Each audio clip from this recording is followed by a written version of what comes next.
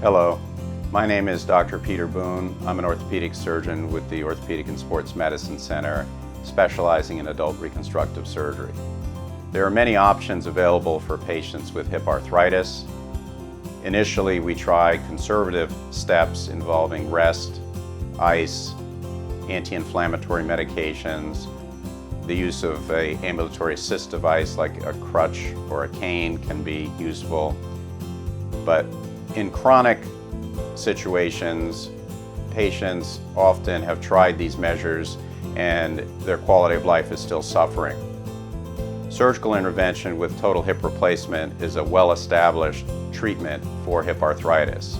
It has been used for upwards of 40 years with great success, great patient satisfaction, and great patient outcome.